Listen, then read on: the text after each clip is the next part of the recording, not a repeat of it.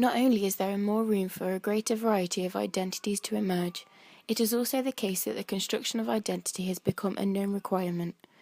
Modern Western societies do not leave individuals in any doubt that they need to make a choice of identity and lifestyle, even if their preferred options are rather obvious and conventional ones, or are limited due to the lack of financial resources. As the socialist Ulrich Beck has noted, in late modern societies, everyone wants to live their own life. But this is, at the same time, an experimental life. Since the social work is no longer confident in its traditions, every approach to life, whether seemingly radical or conventional, is somewhat risky and needs to be worked upon, nurtured, considered, and maintained or amended. Because inherited recipes for living and role stereotypes fail to function, we have to make our own new patterns of being, and although this is not of Beck's emphasis, it seems clear that the media plays an important role here.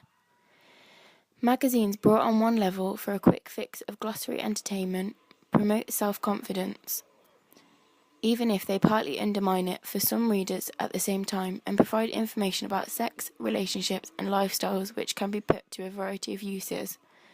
Television programs, pop songs, adverts, and movies, and the entertainment are all also provide numerous kinds of guidance, not necessarily in the obvious form of advice given, but in the myriad suggestions of ways of living which they imply.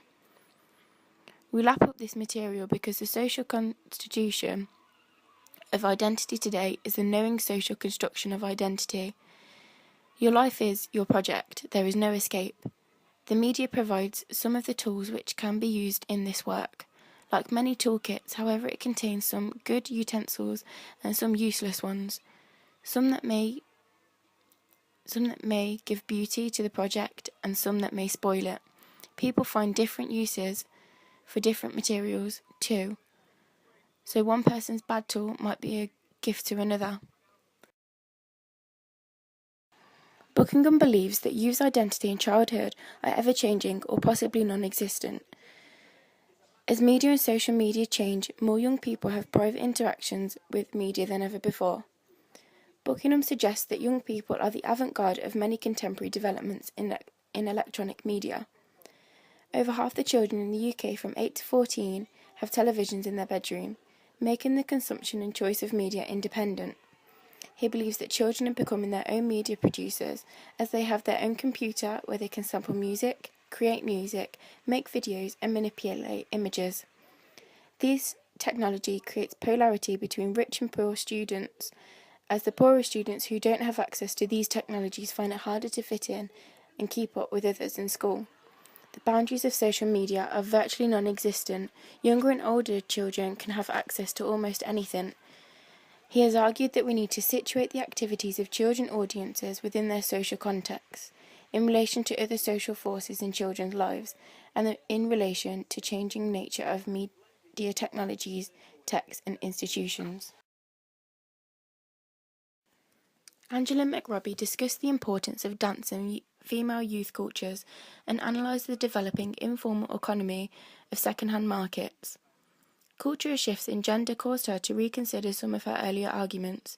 She studied rave culture and the opportunity that it provides for new roles for young women, as well as discussing the shift to the centrality of pop-in magazines for young girls such as Just 17.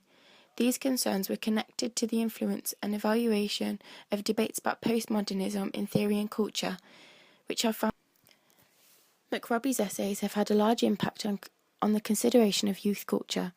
She has been at the forefront of arguments emphasising the importance of taking gender into account and for the need to examine the works of male writers for the versions of masculinity they contain. In the 1990s, McRobbie was seen as one of the most thoughtful and sophisticated commentators of magazines for young women. She has carefully studied the ways in which the magazines have changed since the 1970s and has repeatedly asked difficult questions about what kind of magazine feminists would want if they are unhappy with today's magazines. Angela McRobbie wants the users today to be themselves. She doesn't want them to be brainwashed into following things on TV, doesn't want them to follow things on the radio or magazines or anything. She just wants them to be themselves. Judith Butler said, bound to speak recognition of its own existence in categories, terms, and names that are not of its own making, the subject seeks the sign of its own existence outside itself, in a discourse that is at once dominant and indifferent. Social categories signify subordination and existence at once. In other words, within subjection, the price of existence is subordination. She thinks that social media changes our identity, however, no identity is the same.